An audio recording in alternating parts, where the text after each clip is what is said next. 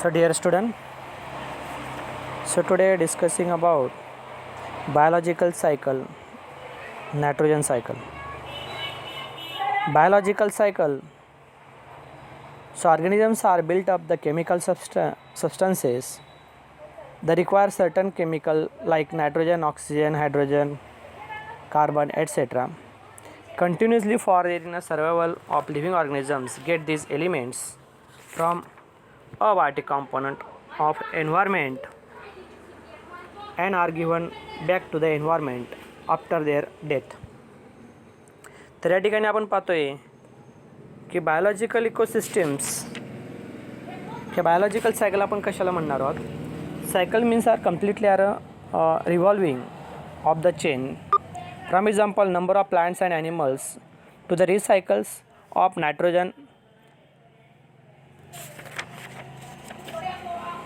oxygen, hydrogen, carbon, etc. are completely are recycled.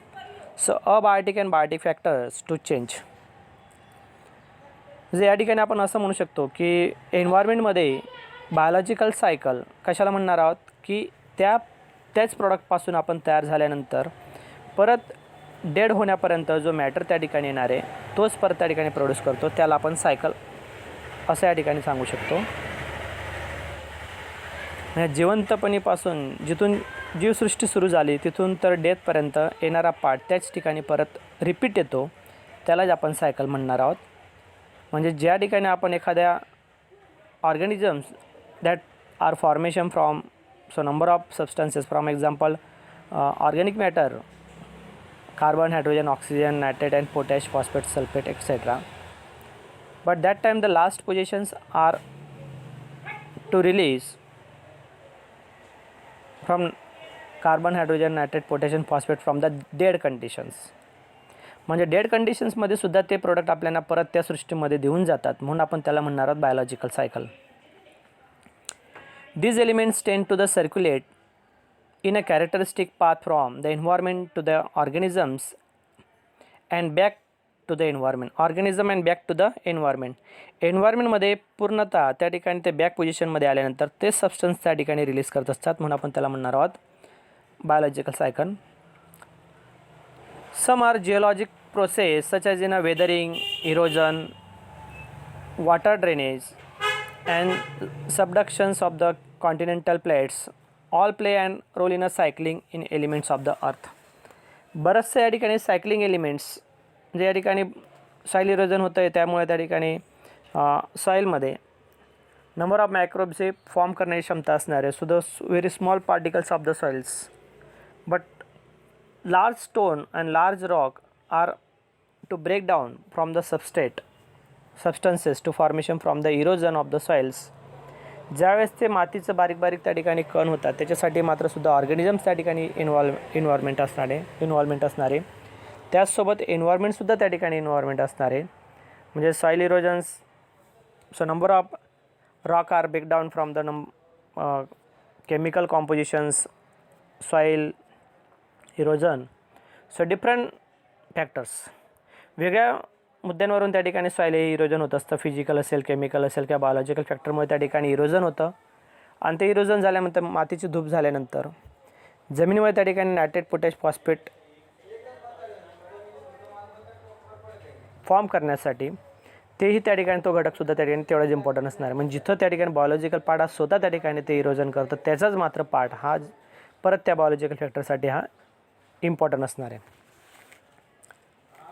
This cycles are biological cycles. Bio means living organisms, geo means water, earth, air etcetera. At a particular stages of their cycles any of the elements may stored in a accumulated with a particular place for the long period time within a rocky substrate or in a atmosphere. Rocky substrate या अर्थमध्ये त्या ठिकाणी soil particles form होण्यासाठी वेगळे factors त्या ठिकाणी जाणार आहेत. जसं मी तुम्हाला मागे सांगितलं की बायोलॉजिकल फॅक्टर, केमिकल फॅक्टर आणि biological factor are most important from rock to sand and sand to soil formation. And sand are present, number of biological factors are present inside from number of organic and inorganic substances. Number of microbes are present. So the release of carbon, hydrogen, nitrogen, oxygen, sulfate, etc. So lot of the chemicals are released from the soil particle, and soils to promote growth hormones from the plants are provided. The most important part from nitrate, potash, phosphate, sulfate, etc. calcium. म्हणजे एखाद्या प्लांटला वाढ करण्यासाठी आपल्याला जास्त त्या ठिकाणी जमिनीमध्ये nitrate, magnesium, sulphate, zinc, phosphorus, calcium आपल्याला जेवढे इम्पॉर्टन्स आहे, पण ज्यावेळेस ते प्लांट डेड होतं त्यावेळेस मात्र त्या प्लांट्स डिटेरेटस पार्ट्सपासून म्हणा किंवा डेड पार्टपासून सॉईल पार्टिकल्समध्ये तेवढेच कंपाऊंड्स त्या ठिकाणी ते रिलीज करतात. So completely are cycles continuously are repeat. So they are a biological cycle. त्याला आपण काय म्हणणार आहोत? Biological cycles.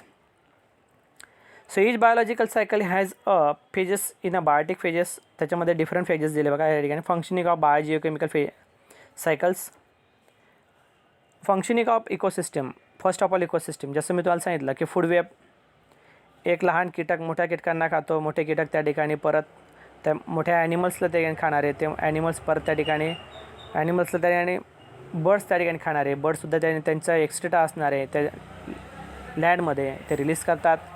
Waste material release करतात. त्याच्यानंतर राहिलेला जो पार्ट असेल त्यांचे डेड बॉडीज जर असेल ते सुद्धा त्यांच्या जमिनीमध्ये ते रिलीज करतात. त्यावेळेस त्या ठिकाणी काय असणार, तिथले बरेचसे बायोलॉजिकल फॅक्टर जर असेल ते तिथं ग्रो होतात.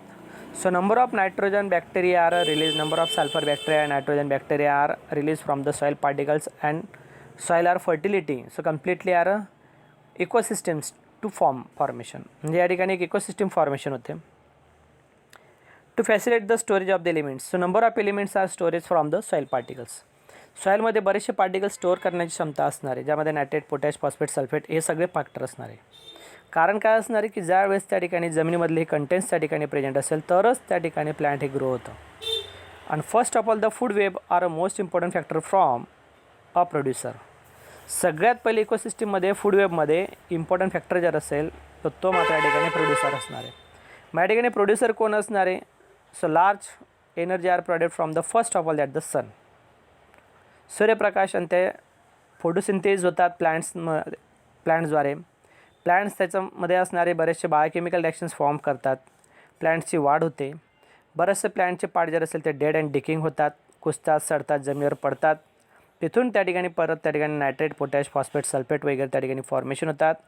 So nitrate to convert from the nitrogen and nitrobacteria, sulphur bacteria etc. Number of fungal parts, number of bacterial part, number of protozoa are present in soil particles to the breakdown from number of chemical substances. बरेचसे chemical substance त्या ठिकाणी formation होण्यासाठी तो एक part देखील त्या ठिकाणी important असणार आहे. Transformation of the matter from one form to the another. Transformation यामध्ये आपण पाहतो बायोलॉजिकल फॅक्टर एका पार्टकडनं दुसऱ्या पार्टकडे जातो आहे. जसं मी तुम्हाला सांगितलं जमिनीमध्ये असणारा नायट्रेट, पोटॅश, फॉस्फेट, सल्फेट ते प्लांट्स घेतात. ते प्लांट्स घेतल्यानंतर त्यांना सीड लागतात. सीड असेल, फ्रूट असेल, व्हेजिटेबल असेल ते मनुष्य खातो. मनुष्य त्या ठिकाणीसुद्धा त्यांचं जे डेड बॉडीज असणारे किंवा जे वेस्ट मटेरियल असणारे ते मात्र परत जमिनीमध्ये रिलीज करतात. किंवा प्लांट असेल, प्लांटला खाणारे फॉडर असणारे, चारा आपण त्याला म्हणणारे, गुरंढोरं त्या ठिकाणी चारा खातात. त्यांचं जे ॲनिमल डंक असेल ते परत सॉईलमध्ये जातं. ज्यावेळेस ते सॉईलमध्ये जाणार त्यावेळेस त्यांची फर्टिलिटी रेट वाढणार आहे. So completely are a form from the one form to the another.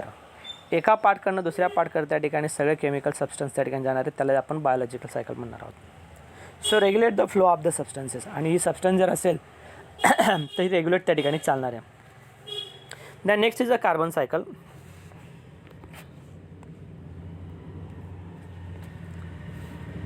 Carbon cycle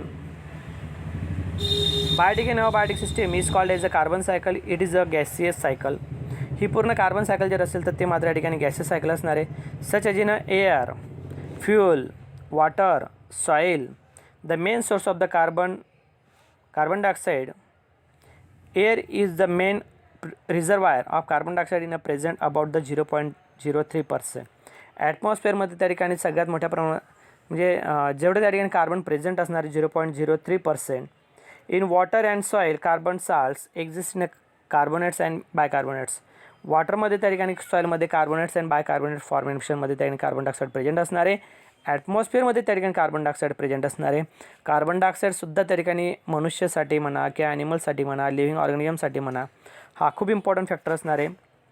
carbon dioxide is essential constitute of the atmosphere. सगळ्यात इम्पॉर्टंट फॅक्टर जर असेल तर ॲटमॉस्फिअरमध्ये सुद्धा कार्बन डायऑक्साईड तेवढं इम्पॉर्टंट असणार आहे. So night time from the carbon dioxide to accumulate from the plants, sorry day time. Plant ज्यावेळेस carbon dioxide घेतात त्यावेळेस ते ऑक्सिजन रिलीज करणार आहे. कार्बन डायऑक्साईड आणि वॉटर, जमिनीमधील पाणी, ॲटमॉस्फिअरमधला कार्बन डायऑक्साईड दोन्हींच्या त्या ठिकाणी संयोग होतं. So atmosphere carbon dioxide to accumulate from the through the stomata and roots to absorb from the water and minerals. So both our reactions are synthesized from the chlorophyll and photosynthesis process to synthesize from the carbohydrates and release from the water and oxygen are released in atmosphere. तर त्यामध्ये असणारा काय carbon dioxide जर असेल, carbon monoxide जर असेल तर ते मात्र ॲटमॉस्फिअरमध्ये त्या ठिकाणी रिलीज होतात. So that time from the synthesis of the bicarbonate formations. So number of bicarbonate and carbonate, the most important factor from the respiration process are number of physiological process from the plants. बऱ्याचशा physiological प्रोसेससाठी त्या ठिकाणी आपल्याला carbon डायऑक्साईडसुद्धा त्या ठिकाणी तेवढाच important असणार आहे. So flow of carbon into the biotic synthesis. First, photosynthesis and formation of the cell. आता या ठिकाणी फोटोसिंथेसिस तुम्हाला मी आत्ताच सांगितलं. Photosynthesis is a green plant utilise carbon dioxide to form from the glucose. Glucose is use from the synthesis of other type of the carbohydrates, proteins and lipid etcetera. त्याच कार्बोहायड्रेट्सचं proteins, lipids and फॅट्समध्ये formation होतं.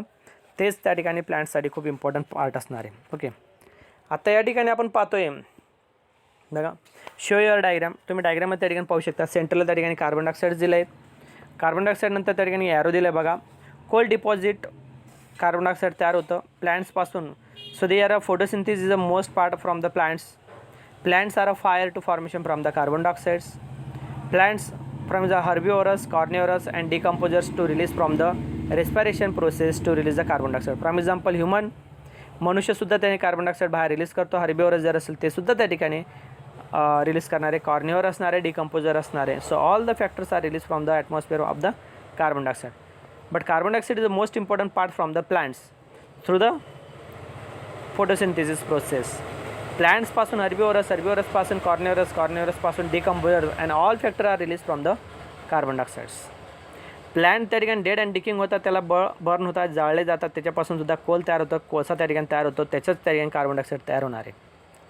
तसे आपण त्या ठिकाणी पुढे पाहतोय का सेल ऑफ ॲनिमल्स. ॲनिमल्समधले जे सेल्स असेल ते कशा पण त्या ठिकाणी करणार आहे बघा. Carbon dioxide in a sea, erosion, sedimentation, deposition, respiration, decomposer, carbohydrates. First of all the plants and animals, zooplankton and phytoplankton synthesize from bicarbonate. Bicarbonate to important factor from the cell. म्हणजे या ठिकाणी suppose या ठिकाणी fish असेल, त्या फिशला त्या ठिकाणी carbon dioxide खूप इम्पॉर्टंट पार्ट असणार त्यांच्या बॉडीमध्ये कार्बोहायड्रेट फॉर्म करण्यासाठी. ऑक्सिजन घेतात, कार्बन डायऑक्साईडमध्ये त्या ठिकाणी प्रोटीन, फॅट्स, लिपिड्स तयार होतात. बायकार्बोनेट त्या ठिकाणी तयार होतं. बायकार्बोनेट त्या ठिकाणी तयार झाले का सेल डेव्हलपमेंट होणार आहे. सेल डेव्हलपमेंट झालं का त्या ठिकाणी डिकम्पोज होतात, रेस्पिरेशन करतात. कार्बन डायऑक्साईड त्या ठिकाणी सी वॉटरमध्ये रिलीज करतात, डिकम्पोजर होतात, त्याच्यामुळे कार्बन डायऑक्साईड त्या सी वॉटरमध्ये त्या ठिकाणी रिलीज होतात. सेडिमेंट म्हणजे डिकम्पोज होतात, ते सुद्धा त्या ठिकाणी जाणार आहेत. त्यावेळेस त्या ठिकाणी इरोजन होतं आणि समुद्रामध्ये, मरीनमध्ये, सी वॉटर बॉडीजमध्ये कार्बन डायऑक्साईड हा प्रेझेंट असणार आहे. So all are most important factor from the carbon dioxide through the carbon cycles. Carbon सायकलसुद्धा त्या ठिकाणी तेवढाच इम्पॉर्टंट फॅक्टर असणार आहे. Okay, the next is the formation of the sale.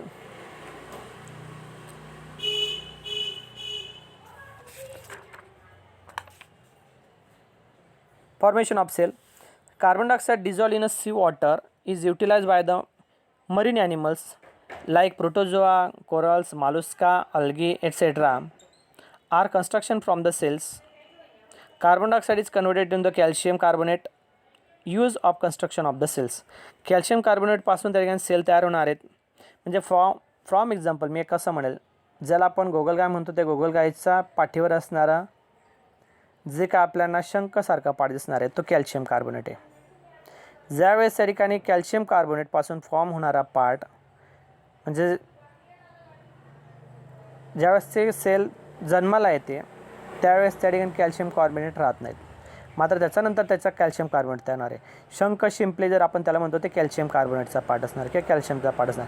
So number of organisms are present from the sea water bodies to formation from the carbon dioxides. Carbon डायऑक्साईड्समुळेच त्या ठिकाणी calcium carbonate तयार होणार आहे आणि calcium carbonate decompose झाला का त्याच्यापासून मग ते most important factor from the plants are development. Calcium carbonate हा सुद्धा प्लांट जर कार्बोनेट असेल किंवा कॅल्शियम जर असेल ते सुद्धा ते प्लांट्सला डिकम्पोज झाल्यानंतर ते इरोजन झाल्यानंतर त्यांची डेव्हलपमेंट होण्यासाठी खूप इम्पॉर्टंट फॅक्टर असणार आहे. ओके. त्यानंतर आपण पुढचं पाहणार flow of carbon in to the abiotic systems. ते आपण पुढच्या व्हिडिओमध्ये कंटिन्यू करू. ओके.